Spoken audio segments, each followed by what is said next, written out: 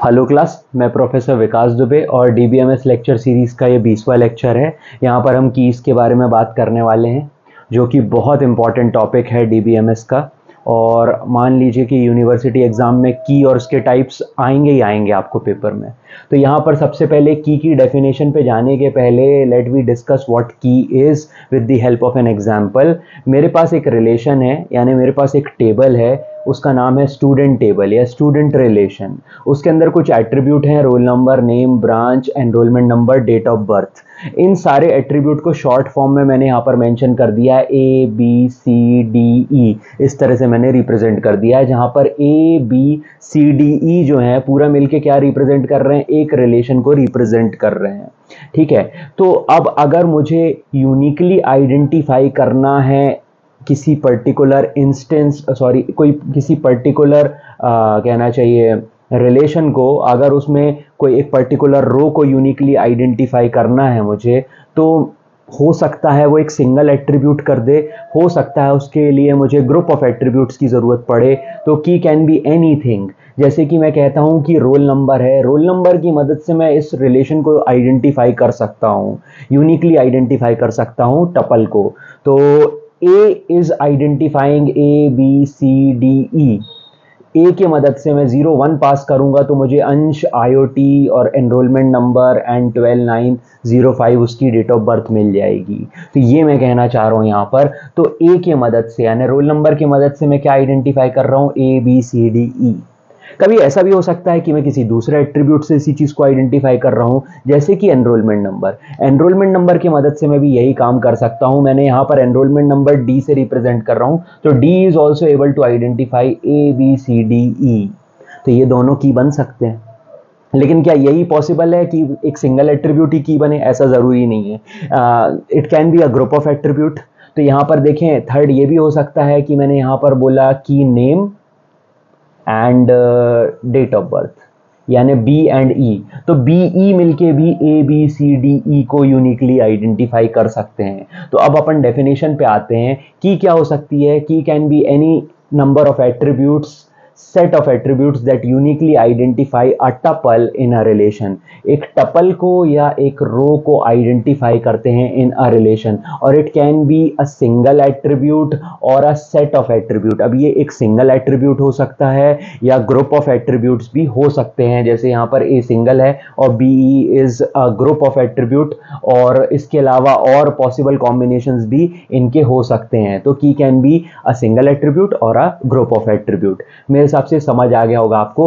अब हम इसके पहले टाइप की बात कर लें, यानी कि मैं इसको 2 से नहीं ए से रिप्रेजेंट कर रहा हूं, क्योंकि ये इसका पहला टाइप है, दैट इज अ सुपर की, जो कि बहुत इंपॉर्टेंट है।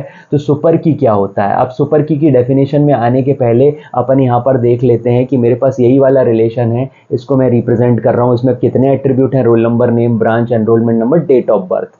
ठीक है, तो ये पूरा का पूरा आइडेंटिफाई कर रहा है एक relation, that is student relation. ठीक है, तो अब इसमें सुपर की क्या हो सकती है? सबसे पहले नंबर पे तो ये पूरा का पूरा एट्रीब्यूट, सारे के सारे एट्रीब्यूट, यानी कि ए बी सी डी ई, ये ए बी सी डी ई जिसमें roll number, name, branch, enrolment number, date of birth आ जाता है, ये सबके सब मिलके भी एक सुपर की बना सकते हैं।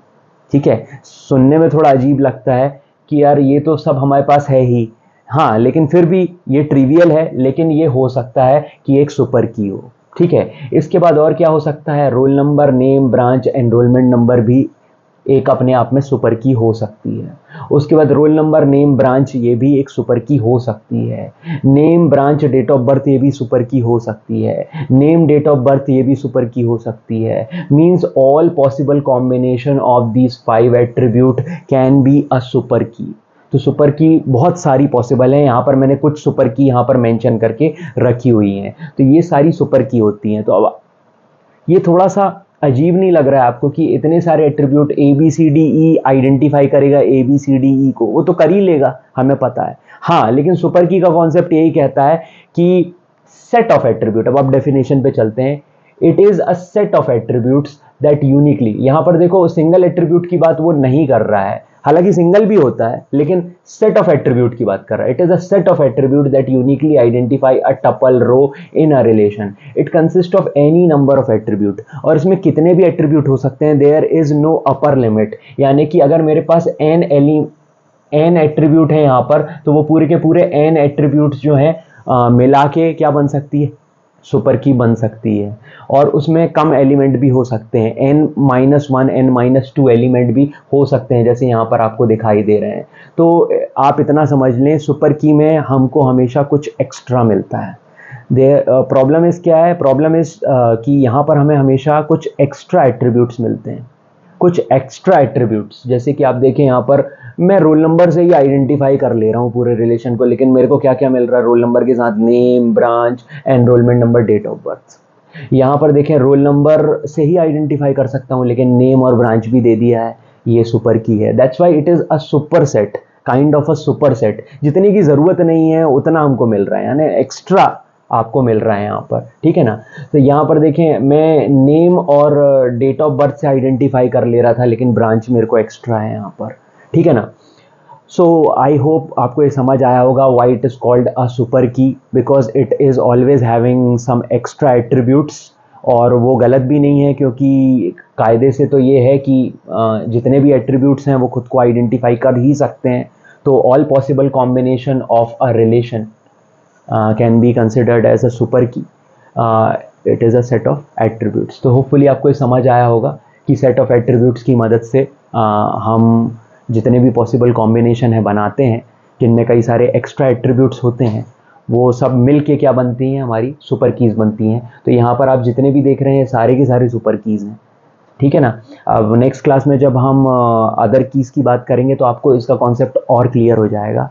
So class, thank you very much.